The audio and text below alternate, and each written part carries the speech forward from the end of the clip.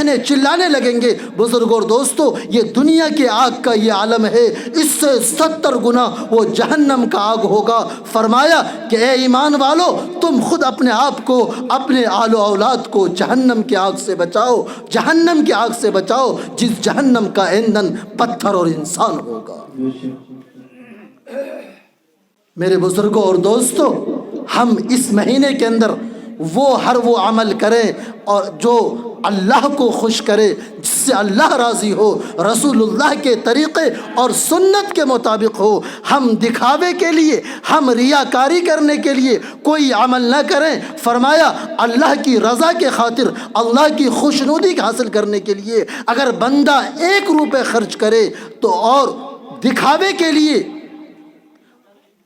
اور نام و نمود اور شہرت کے لیے 1000 روپے خرچ کرے، تو کسی کا 1 روپے خرچ کرنا اللہ کی رضا کے لیے 1000 روپے کے خرچ کرنے سے بہتر ہے۔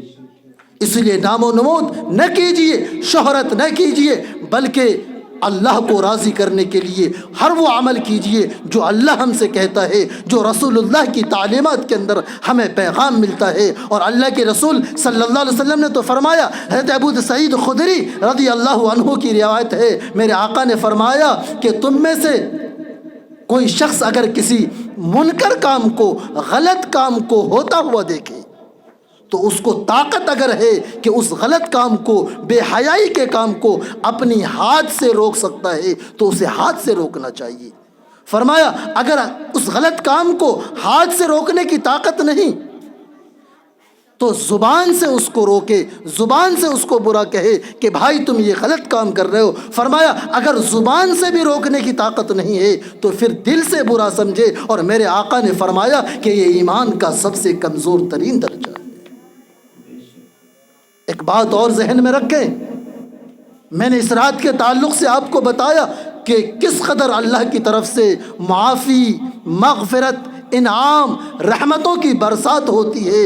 افسوس ہے آج کی اس رات میں بھی ہمارے معاشرے کے اندر، ہمارے اور آپ کے گھروں کے اندر ہمارے چند بھائی ایسے ہیں کہ جن کو اللہ تعالیٰ معاف نہیں کرتا ہے۔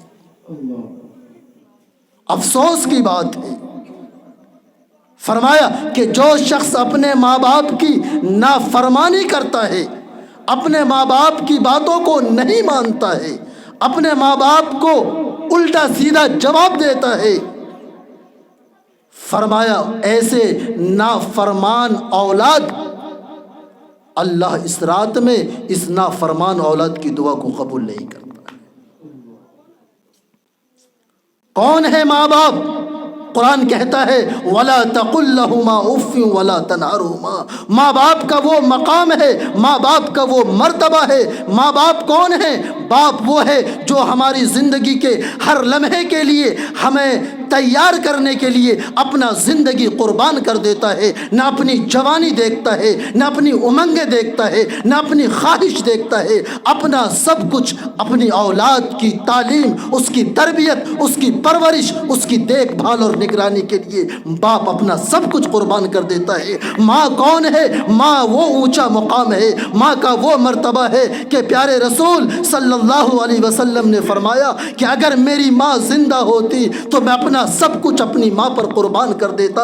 یہ وہی ماں ہے جنہوں نے ہمیں 9 مہینے اپنے مادر شکم میں رکھا، اپنی پیٹ میں رکھا، تکلیفیں برداشت کی، اپنے جسم کے پاکیزہ خون کو دودھ کی شکل میں ہمیں پلایا اور ہمارے لیے ہر تکلیف کو برداشت کیا، ہر مصیبت کو برداشت کیا، اور پھر ماں نے ہمیں جنم دیتے ہوئے وہ تکلیفیں برداشت کی ہے جس کو زبان سے ادا نہیں کیا جا سکتا ہے۔ بزرگوں اور دوستوں، اور پھر پوری زندگی ہماری مائیں ہمارے لیے دعائیں کرتی ہیں۔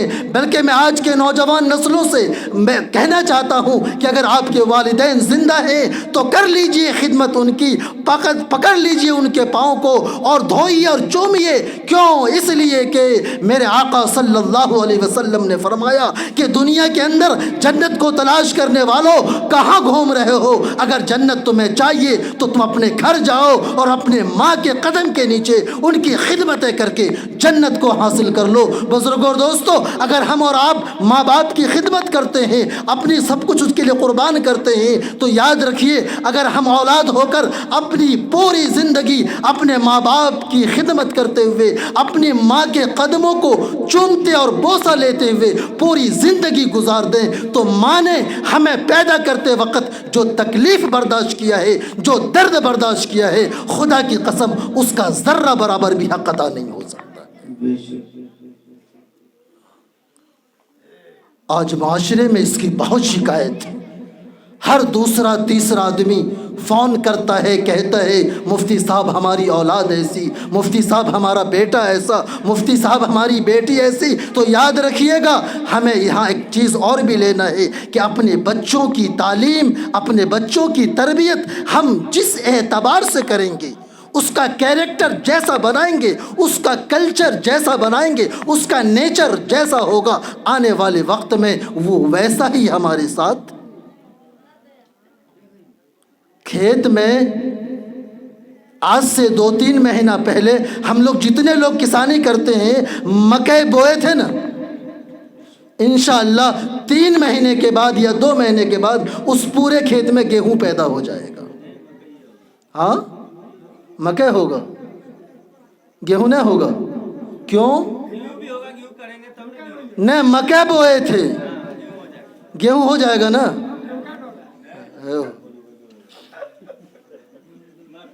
مکئی بوئے تھے، جی جی جی، ہاں ہاں ہاں، مکئی بوئے تھے، گیہوں نہیں ہوگا۔ وہی تو ہم پوچھ رہے ہیں۔ ہم یہ بولے کہ 3 مہینہ پہلے ہم مکئی بوئے تھے، ٹھیک 2 مہینہ بعد ہم اس میں گیہوں کاٹیں گے نا، ہو مکئی یہ کاٹیں گے۔ چلیے حاضر لوگ ہیں ماشاءاللہ۔ ہاں، ہم نے بچپن میں اپنے بچوں کا جیسا نام رکھا، ہم نے اس کا تربیت اور پرورش جس ڈھانچے میں کیا، اس کو جیسا خوراک اور کھانا کھلایا، اس کی تعلیم جیسی دی، اگر بچہ بولنے لائق ہوا تو اللہ رسول کا نام سکھایا، پڑھنے لائق ہوا تو قرآن و حدیث سکھایا، ذرا سا اور بڑا ہوا بڑوں کا ادب، چھوٹوں کی محبت سکھایا، ماں باپ کا اخلاق سکھایا، ماں باپ کی خدمت کا طریقہ سکھایا، پڑوسی کا حقوق بتایا، رشتہ داروں کا حق بتایا، تو اب ایسا بچہ جب بڑا ہوگا تو نافرمان ہو جائے گا نا؟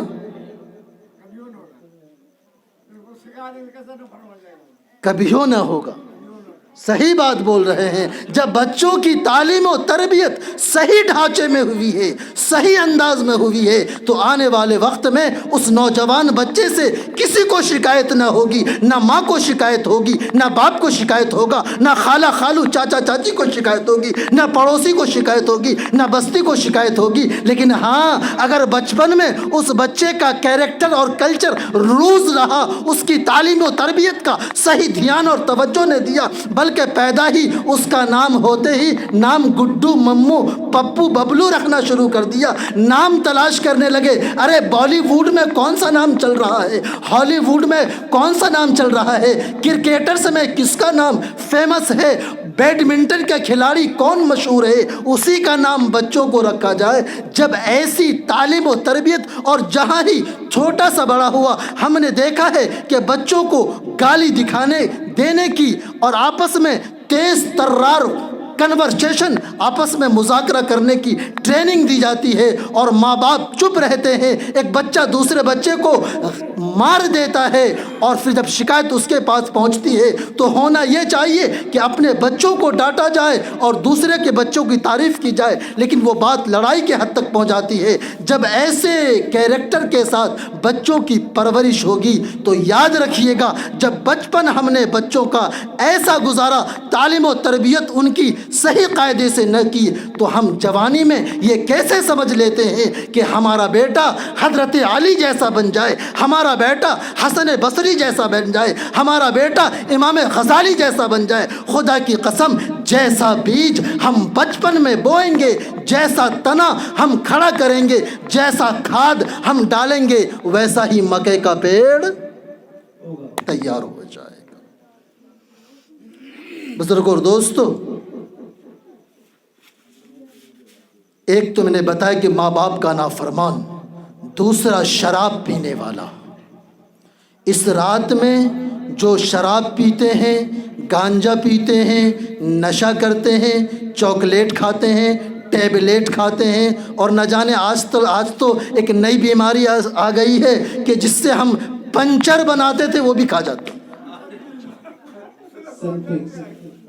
ہاں، پہلے سنتے تھے بچپن میں کہ پنچر بنایا جاتا ہے، آج اللہ الصمد، اللہ معاف فرمائے، ہمارے قوم کے نوجوان اور قوم کے ذمہ دار لوگ کہاں سو رہے ہیں؟ حالات تو اتنے خراب ہو چکے ہیں، نشے کا گھر گھر سودا ہو رہا ہے۔ آج کی اس رات کے اندر اللہ نشہ خوروں کو معاف نہیں کرتا ہے۔ ماں باپ کا نافرمان، شراب اور نشے کا عادی شخص، اسی طریقے سے سود کا کام اور دھندا کرنے والا، ایسے شخص کے بھی اللہ اس رات میں معافی نہیں دیتا ہے۔ اسی طریقے سے جو لوگ اپنے کپڑوں کو ٹخنوں سے نیچے لٹکا کر پہنتے ہیں، یہ مردوں کا مسئلہ ہے، ہماری ماں اور بہنوں کا مسئلہ نہیں۔ ہماری ماں اور بہنوں کے لیے پاؤں کے ناخن سے لے کر سر پیشانی کے بال کا جو کونا ہے، یہاں تک کہ پورے کے پورے حلقے کو چھپا کر رکھنا ہماری ماں اور بہنوں کے لیے فرض ہے۔ جسم کا کوئی بھی حصہ اگر نماز یا غیر نماز کے اندر پورا ہاتھ ہے، اگر 1/3 یا 2/3 ہاتھ نماز کے اندر کھل جائے، نماز ختم ہو جائے گی۔ ان کا زلف، ان کی بال بڑے ہوتے ہیں، بال کا اگر 2/3 حصہ نماز میں کھل جائے تو نماز جاتی رہتی ہے۔ لیکن یاد رکھیے گا، ہماری ماں بہنیں سن رہی ہیں، ان کے لیے جہاں اپنے پاؤں کا ڈھکنا چھپانا فرض ہے، ہاتھوں کا چھپانا فرض ہے، بالوں کا بھی پردہ ہے، آنکھوں کا بھی پردہ ہے، جسم کے ہر عضو کا پردہ ہے، اس کو چھپانا ضروری ہے۔ لیکن مردوں کے تعلق سے کہا گیا ہے کہ اگر مرد لوگ اپنے کپڑوں کو اپنے ٹخنوں سے نیچے لٹکا کر، ٹخنا جانتے ہیں نا، اس کو بولتے ہیں نا، یہ ٹھونا ہوا، ٹھونا کو اردو میں بولتے ہیں گھٹنا۔ کون ہوا گھٹنا؟ نہ، ایسا نہیں۔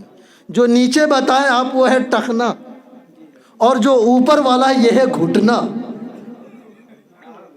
ٹھیک ہے، مرد کو ناف سے لے کر گھٹنا تک چھپانا فرض ہے، لیکن کپڑے، کوئی آدمی اگر لنگی ہو، پینٹ ہو، پائجامہ ہو، ادروائز کوئی سا بھی کپڑا ہو، اگر اس ٹخنے سے نیچے لٹکا کر جھلا کر روڈ کو صاف کرتے ہوئے چلتے ہیں، شریعت میں ایسا کپڑا پہننا ناجائز اور حرام ہے۔ لوگ جب مسجد جاتے ہیں نماز پڑھنے کے لیے تو دھڑا دھڑ اپنا پینٹ موڑنے لگتے ہیں۔ یاد رکھیے گا، یہ مسئلہ نماز کے ساتھ خاص نہیں۔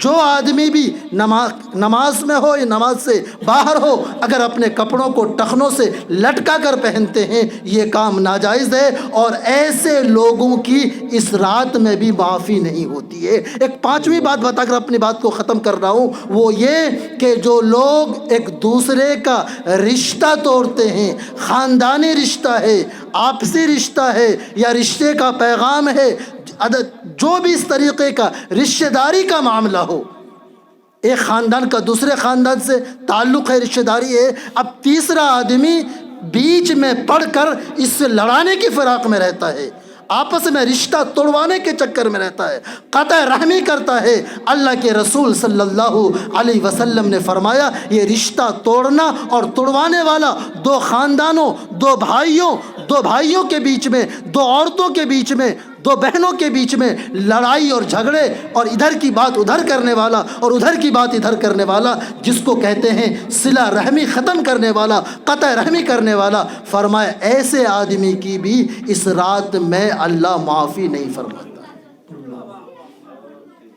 بزرگوں اور دوستوں، اس لیے ہمیں اپنے اوپر غور کرنا ہے۔ ہم خود سوچیں، آپ بھی سوچیں، ہر فرد سوچے، اگر ان گناہوں میں سے کسی گناہوں کے اللہ معاف فرما اگر ہم عادی ہیں تو آج توبہ و استغفار کریں، اللہ کی طرف سے معافی کا اعلان ہے، اللہ معاف فرما دے گا۔ آخر میں ایک بات اور صحیح کہ میرے چہرے سے میرے خیال میں ہمارے اکثر ساتھی واقف ہوں گے، پھر بھی آپ کو اگر بھول چکے ہوں گے تو اپنا چہرہ میں آپ کو یاد دلا دوں کہ الحمدللہ تقریباً 2019 کے اندر اسی رنگ پورہ کی سرزمین پر ایک شاندار اجلاس عام ہوا تھا، اور لڑکیوں کے مدرسے کے تعمیر کے تعلق سے، اور وہ ادارہ الحمدللہ تقریباً تعمیر کے آخری مرحلے میں پہنچ چکا ہے، اگرچہ جگہ کی تبدیلی کے بعد وہ مقام بحیلیہ ستن سے پچھم جو پیٹرول پمپ کا ایریا ہے، اسی جگہ پر جس کو اوٹنا بھی بولتے ہیں، وہاں پر تعمیری کام اور مدرسے کا سلسلہ جاری ہے۔ انشاءاللہ رمضان شریف کے بعد وہاں تعلیمی سلسلہ، لڑکیوں کی تعلیم کے لیے وہاں تعلیمی سلسلہ اور اس کا نئے سال کا آغاز رمضان کے بعد انشاءاللہ ہوگا۔ آپ حضرات سے دو گزارش، ایک تو یہ کہ آپ جب بھی اپنے ہاتھوں کو اللہ کے سامنے اٹھائیں تو اس نئے غریب ادارے کے لیے ضرور دعائیں کریں کہ اللہ غیب سے اس کے تعمیری اور تعلیمی نظام کو جاری اور ساری فرما دے۔ دوسری بات، اللہ جب کبھی آپ کو موقع دے ادھر سے گزریں، 2 منٹ تشریف رکھیں، اور کبھی اللہ موقع دے جہاں تک ممکن ہو اس کو اپنے معاونت کے اعتبار سے، تعاون کے اعتبار سے، خاص طور پر آنے والا جو مکئی کا فصل ہے اس موقع پر اس کے تعمیری کام کو اپنے ذہنوں میں ضرور رکھیے گا۔ ہم آخر میں جناب منظر بھائی، مشتاق بھائی عرف ٹینی بابا، میں ان کا تہہ دل سے شکریہ ادا کرتا ہوں کہ آپ نے اس بستی کے اندر ہمیں مدعو کیا، ہمارے محترم مہمانوں کو مدعو کیا، ہمارے علماء اور ہمارے بہت پرانے قدیم علماء کو آپ نے یہاں مدعو کیا۔ اللہ آپ کو اس کا بہتر بدلہ عطا فرمائے۔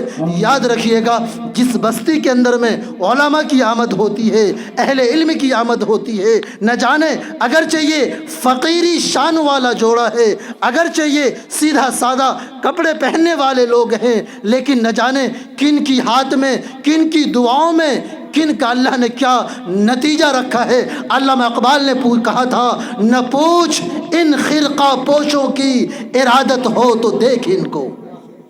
نہ پوچھ، اردو ذرا بھاری ہے، نہ پوچھ ان خرقہ پوشوں کی ارادت ہو تو دیکھ ان کو، ید بیضا لیے بیٹھے ہیں اپنے آستینوں میں کہ ان کے ظاہری کپڑوں کو نہ دیکھو، یہ تو بغل میں کیسی چیز لیے بیٹھے ہیں کہ اگر یہ اپنی دعاؤں کو آسمان کی طرف اٹھا دیں تو اللہ ان کی دعاؤں کو اور ان کے ہاتھوں کو رد نہیں کرتا ہے۔